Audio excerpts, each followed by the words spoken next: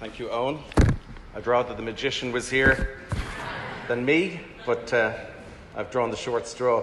Just to thank, if I may, please, Salvador Gomez, the Deputy from Huelva Province Government, Teresa Herrera, the Provincial Consular for Tourism, and Pepe Gonzalez Bayo, the Mayor of Cartaya Province, along with Daniel Navarro, the Director of Huelva Tourism Board.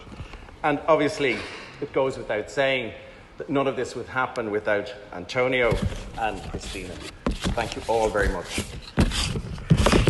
Well, when Irish travel agents gathered in Cordoba in Andalusia through the good offices of Antonio Martin, we did not realise the stormy voyage that was ahead of us.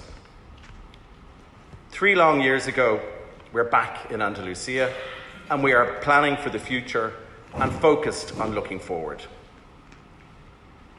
Many of us took a battering in the storm that was the pandemic. I refuse to use the C word, and 2022 has brought us new challenges. With our rose-tinted glasses on, we probably thought that once testing and restrictions were dropped, that we'd be back to where we were pre-pandemic, but that has not been the case. The challenges just keep on coming.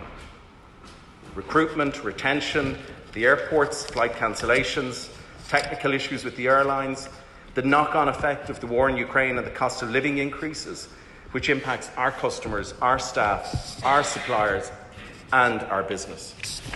And on top of all of that, global recession. It hasn't been a normal year, but how could it have been? We are delighted to be back travelling and trading, but what a year. I have described it as being like a heart monitor, and at times I have felt like I needed one wired to me. Post-pandemic feels like being a start-up business all over again, except we're a bit older and hopefully a bit wiser. Most of us don't even want to think about, let alone be back at that painful start-up phase. For all of that, some businesses are doing really well, others not so well. Whether we like it or not, whether we want to or not, we have a duty to ourselves, to our staff, to our supplier partners and our customers to get on with it. We must look forward. We must constantly strive to improve what we do and how we do it. We must look into different ways of doing business, into different business models in terms of how we attract and convert inquiries, ensuring we grow margins and profitability, and also figure out how we deal with hybrid working or accommodate those who want to work from home, something that's now a long-term option for some or all staff. As we embark on such an uncertain voyage, we have chosen an appropriate location from where to start. Next Tuesday, 530 years ago, give or take a few minutes, on the 11th of October 1492, Christopher Columbus made landfall in the Caribbean, having started his journey from here in Huelva Province. The date is significant. Queen Isabella had captured Grenada earlier that year, bringing to an end what we in Ireland might term 800 years of oppression, in their case by the Moors, and casting aside the greatest crisis in Spanish history. Ending one crisis gave Isabella the courage to send Columbus on a new adventure, one that changed Spanish history forever. It wasn't easy. The intended destination was 4 times the distance that Columbus expected. The continent he reached was not the one he anticipated. The journey home saw his 2 surviving ships barely survive a storm that sank 100 others.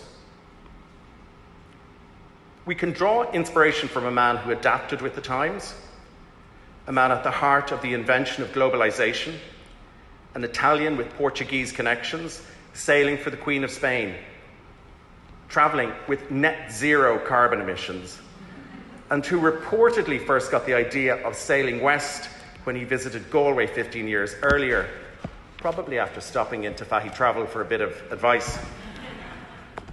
This morning, we are all realising our inner Christopher Columbus. We can only control our own business, our own Santa Maria, not the headwinds or the storms we face. We have proven that we're good in adversity. Adversity challenges us. It's either a threat or an opportunity. And after the past 3 years, we could all give lessons in resilience. When we look at the theme of the conference, leading teams and selling dreams, that shows us in which direction we should be heading. Working together was one of the greatest outcomes from recent years. Sharing best practice in tackling our problems doesn't stop us competing with each other. 6 new working groups, served by 25 volunteers, have reshaped the business of the ITAA, increasing the speed and the efficiency of the association and its ability to react to fast-changing situations. In the post-COVID world, fortune favours the efficient, and the ITAA is a more efficient association. As Eoghan alluded to, this conference in Huelva is an exact example of what I'm talking about. For the first time, it is devised and driven by our members. The events working group surveyed our members about what issues they wanted addressed at the conference and based the theme and the content on those results. I want to thank Emma McHugh, Des Abbott, Josie Carrigy and Maurice Shields for their time, input, hard work and creativity around this year's conference. This is a real sign of working groups in progress. Today, we have many travel contemporaries in the room with us, along with many suppliers and partners. Our tourist board partners, airlines, cruise companies, ferry companies, accommodation, insurance, financial suppliers, and members of the travel media. We weathered the storm together, and we continue to hit the odd low or high pressure point. I want to thank you, both the individuals and your companies, for being here today. You and your companies have not had an easy year, and nor have we. Some of you, our suppliers and partners, could have chosen not to attend, but you are here to speak to us, to engage with us, and hopefully have fun with us.